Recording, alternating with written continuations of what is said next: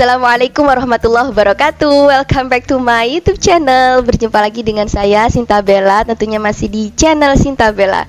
Guys, untuk video kali ini kita kembali pada konten mengaji bareng SB. Oke, kalau kita merecall ingatan kemarin, persoalan apa yang sudah kita bahas mengenai konsep gender, seks, kemudian diskriminasi berbasis gender, dan mengapa sih keadilan gender itu masih penting untuk disuarakan dan diimplementasikan, padahal yang katanya perempuan sudah memperoleh akses pendidikan yang sudah memperoleh akses bekerja gitu ya, yang sama antara laki-laki dan perempuan. Tapi mengapa sih masih penting untuk disuarakan dan dilakukan gitu? Ya kalau dilakukan terus ya harus berkepanjangan dan istiqomah gitu, karena ini adalah salah satu cita-cita kemanusiaan, wujud implementasi dari ini. Oke, karena masih ada pertanyaan begitu, maka aku akan menjelaskan di sini perihal klasifikasi konsep keadilan gender. Supaya apa? Supaya nanti kita ketika sudah berada dalam peran lingkup sosial gitu ya, publik maupun domestik ya, kita masih bisa menganalisa dengan 4 konsep keadilan ini. Kita bisa menganalisa apakah yang kita lakukan itu sudah keadilan gender, atau kita malah sebagai pelaku, atau kita sebagai korban diskriminasi berbasis gender. Jadi kalau kita mengharapkan sebuah keadilan gender, maka 4 klasifikasi ini perlu dilakukan dan perlu menjadi perhatian untuk terus dianalisa begitu ya, sudah terwujud atau tidak dalam lingkungan kita. Apa sih Mbak 4 itu? Yang pertama di sini ada akses, teman-teman. Akses itu maksudnya laki-laki maupun perempuan memperoleh kesempatan yang sama dalam mendapatkan hak-hak dasar seperti sandang, pangan, dan papan. Tentu kita patut mengakui sebagai manusia bahwa semuanya memerlukan ini, baik laki-laki maupun perempuan perlu ini, sandang, pangan, dan papan gitu. Jadi maksudnya akses di sini, keadilan gender berbasis akses di sini maksudnya laki-laki maupun perempuan memperoleh kesempatan yang sama untuk bekerja supaya dia memperoleh sandang, pangan, dan papan yang layak. Kemudian yang kedua di sini ada partisipasi. Partisipasi itu maksudnya keterlibatan yang sama dalam memperoleh sumber daya atau memperoleh akses pendidikan. Patut kita akui bahwa yang menjadi ya, yang diamani sebagai khalifah fil ard dan juga merawat bumi ini adalah laki-laki dan perempuan. Tidak ada kemudian tugas ini dilimpahkan kepada salah satu gender, laki-laki saja ataupun perempuan saja. Karena itu untuk mencapai tugas ini dengan baik, untuk mencapai kolaborasi dan bersinergi yang baik, maka perempuan pun perlu untuk memperoleh akses pendidikan, partisipasi, memperoleh akses pendidikan, akses proses, dan juga akses memperoleh pengalaman begitu. Kemudian yang selanjutnya di sini juga ada kontrol, guys. Maksudnya kontrol di sini adalah keterlibatan dalam pengambilan keputusan. Jadi laki-laki maupun perempuan memperoleh hak yang sama, memperoleh keadilan yang sama untuk terlibat dalam pengambilan keputusan. Nah, kalau kita sadari ini ya, dulu-dulu waktu kita masih berada di bangku SD, SMP, sampai SMA, bahkan mungkin di perkuliahan, kita sebagai perempuan sering tersubordinasi tanpa sadar. Misal, kita dijadikan sebagai second leader, sebagai sekretaris saja gitu, dan tidak pernah diamanai atau dipercayai sebagai ketua, hanya sebagai second leader aja, karena dianggap bahwa kemampuan perempuan sebagai manusia yang teliti, manusia yang jeli, manusia yang sabar itu pantas untuk menyandang jabatan sebagai sekretaris gitu. Sehingga sekretaris atau second leader ini selalu dilimpahkan kepada perempuan. Kita fine-fine aja karena kita tidak tahu bahwa kemampuan kita ternyata pantas untuk sebagai ketua gitu. Atau kita tidak tahu bahwa kita sebagai perempuan juga memperoleh hak yang sama atau keadilan gender berbasis kontrol gitu, keterlibatan yang sama dalam pengambilan keputusan. Nah, selain ini, kontrol ini juga kenapa Mbak ketika kita ingin terlibat dalam pengambilan keputusan kita harus berada di posisi krusial ya. Perlu diakui bahwa ketika ingin melakukan perubahan, ketika ingin terlibat dalam pengambilan keputusan, kita hanya tidak bisa menjadi komentator saja atau pemain pendukung saja, sehingga kita perlu berada dalam sistem atau berada dalam posisi-posisi yang didengarkan atau diakui suaranya ketika berbicara gitu. Karena itu perempuan di sini juga perlu dibukain pintu dan memasuki pintu itu gitu. Pintu untuk terlibat dalam pengambilan keputusan. Nah, yang selanjutnya ini adalah keadilan gender berbasis manfaat. Artinya jaminan untuk mendapatkan hasil yang sama dari pembangunan. Nah, ini kita sebagai perempuan juga perlu jeli.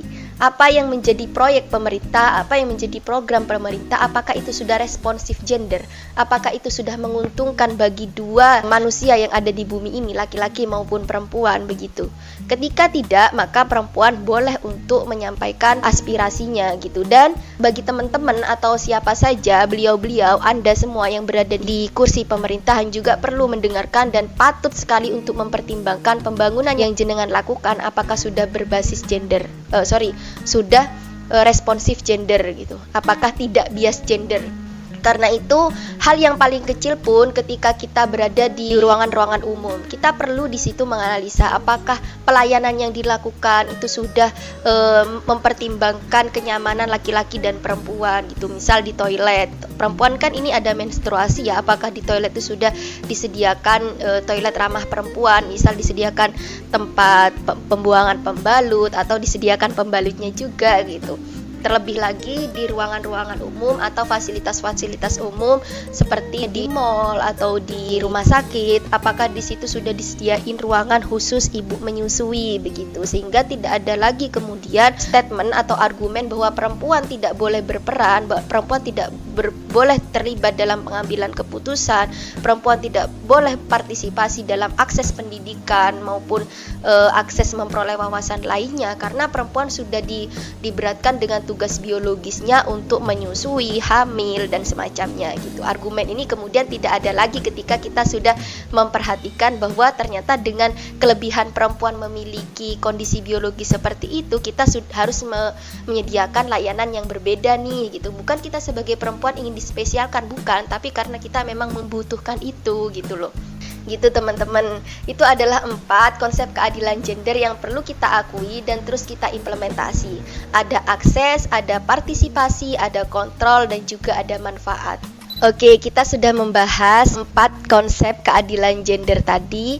Tetapi kadang teman-teman, kita sebagai perempuan ketika mengetahui bahwa keadilan gender ini belum sepenuhnya diimplementasikan, belum sepenuhnya terwujud dalam lingkungan sosial kita, terkadang kita kerap kali menyalahkan laki-laki atau menyalahkan sistem yang ada di lingkungan kita. Nah, tetapi kita tidak pernah menyadari atau merefleksi, bahkan mengevaluasi diri kita sendiri sebagai perempuan. Apakah benar ketidaktercapaian ini sepenuhnya adalah kesalahan sistem atau kesalahan laki-laki, superioritas laki-laki yang membudaya dalam lingkungan kita gitu. Kita perlu refleksi lagi, jangan-jangan yang ada salah ini kita sendiri sebagai perempuan yang tidak mau mengindahkan adanya konsep keadilan gender dengan abai, dengan pasif gitu ya, sengaja tidak terlibat karena males, karena memang itu bukan sudah menjadi tanggung jawabnya, dan memang bentukan sosial yang sudah ada dan membudaya ini diakui sebagai hal yang paling enak, yang paling menyenangkan, yang paling nyaman buat perempuan begitu. Maka ya jangan salahkan sistem dan jangan salahkan lingkungan sosial kita ketika mereka masih menganggap perempuan itu adalah second land atau manusia nomor kedua. Ya, gitu sih. Karena yang aku sadari ketika kita sebagai perempuan ini juga gini ya, perlu diakui bahwa kelemahan perempuan untuk tidak ambil kesempatan, untuk memandang dirinya dan meyakini dirinya adalah makhluk lemah, makhluk nomor 2 gitu, sehingga mereka sering tidak percaya diri untuk maju, sering mengakui bahwa itu bukan tempat mereka gitu ya, dan sering mengakui bahwa sudah banyak yang bertugas untuk itu gitu. Jadi nggak perlu nih aku yang sadar misal bahwa ini salah, itu tidak perlu menyampaikan hal itu, tidak perlu berperan dalam posisi yang itu berpotensi untuk bisa melakukan perubahan. Nah, sifat-sifat manusia yang seperti ini termasuk yang dialami oleh perempuan itu justru yang menghambat adanya sebuah perubahan di mana seperti yang kita harapkan adanya lingkungan sosial yang itu adil gender gitu. Maksudku, ketika kita sebagai perempuan memperoleh kesempatan, ada peluang untuk maju, entah itu taruhannya apa, kita harus berani dulu untuk mengambil kesempatan itu, untuk mengambil peluang itu. Ataupun ketika pun tidak ada peluang dan tidak ada kesempatan, ketika kita sadar bahwa kita patut untuk berada di situ, bahwa kita patut untuk memperoleh itu sebagai manusia, maka kita akan berusaha untuk mencari peluang maupun kesempatan itu, guys. Nah, yang menjadi salah adalah seringkali sudah terpampang peluang, sudah terpampang kesempatan, tetapi kita menafikan gitu loh. Kita menafikan dengan berbagai alasan, termasuk stigma ataupun label yang sudah disandangkan kepada perempuan, bahwa perempuan itu adalah makhluk kelas kedua, bahwa perempuan itu adalah makhluk lemah. Itu menjadikan perempuan sendiri yakin gitu. Jadi kita secara tidak sadar kadang yakin bahwa label itu dimiliki oleh kita gitu, dengan kemudian kita diam di tempat atau bahkan mundur gitu. Itu sih teman-teman. Jadi aku berharap tetap ya, aku juga memperoleh PR yang sama untuk terus berubah, untuk terus berani, untuk terus speak up, berbicara persoalan relasi laki-laki dan perempuan dalam lingkup sosial. Jujur saja, kadangkala aku jenuh, kadangkala aku putus asa, dan kadangkala aku merasa ini sudah tidak perlu dibicarakan, sama dengan yang orang-orang katakan. Nah, tetapi suatu saat aku menemukan lagi fenomena-fenomena di mana ya bias gender lagi gitu, diskriminasi berbasis gender lagi, sehingga mungkin konsep ini perlu aku tuntaskan sampai nanti ke depannya, termasuk kita akan berbicara persoalan gender perspektif Al-Quran dan hadis yang sering dijadikan tameng. Artinya teman-teman, mari buat aku tidak putus asa untuk terus membahas ini dengan kalian menunjukkan perkembangan, dengan kalian menunjukkan perubahan dari sikap gitu. Saya sangat berharap, aku sangat berharap kita semua sebagai perempuan itu percaya diri dengan kualitas kita sendiri gitu loh, guys. Sehingga ketika kita sudah percaya diri, maka kita tidak akan sungkan dan juga tidak akan malu, tidak akan ragu-ragu untuk mengambil peran, untuk kemudian juga turut melakukan perubahan. Jadi seperti yang aku katakan di video-video sebelumnya, bahwa suatu konsep hidup yang dimiliki oleh orang lain belum tentu itu adalah konsep hidup yang ideal yang dimiliki orang lain juga gitu. Artinya selama itu adalah kebaikan bagi mereka, ya udah itu biar mereka menjalankan. Nah, tetapi ketika kita sadar bahwa kebaikan kita seperti ini, maka ya itu yang perlu kita lakukan. Gitu loh teman-teman. Terima kasih banyak ya. Semoga video kali ini barokah manfaat. Terus dukung channel Sinta Bella agar aku semangat untuk membuat video-video selanjutnya. Kritik dan saran selalu aku harapkan. Mari maju bersama, mari melakukan perubahan bersama. Indonesia bukanlah suatu bangsa yang sebentar saja gitu. Artinya kita perlu saling bergandengan tangan untuk menjaga keutuhan. Terima kasih. Assalamualaikum warahmatullahi wabarakatuh. Bye-bye.